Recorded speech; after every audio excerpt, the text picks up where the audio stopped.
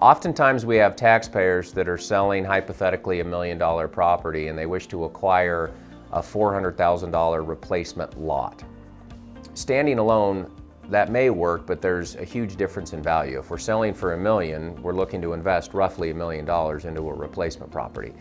If the taxpayer takes title to a $400,000 vacant lot, and that's all they do within the exchange, they're only going to get credit for a $400,000 replacement property, so they would end up paying a tax liability on the difference between $400,000 and $1 million.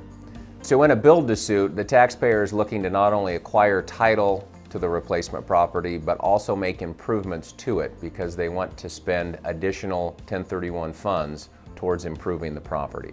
In that instance, we also use a title holding entity called a Pioneer Exchange Accommodation Title Holder LLC. Once the taxpayer sells the relinquished property and activates the exchange, the net proceeds come to the accommodator and they're held in trust.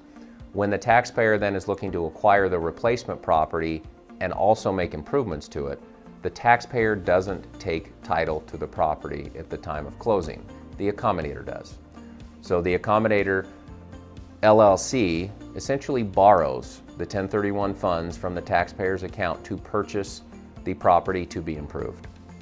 Once the accommodator is in title, the taxpayer goes ahead and identifies what improvements they're going to make to the property, and then they retain a proper contractor to go out and do the work. Every so often, a disbursement request is made and we fund the capital improvements out of the 1031 exchange, essentially spending the additional 1031 monies that need to be spent in order to bring the property up to the proper value to satisfy the 1031 exchange.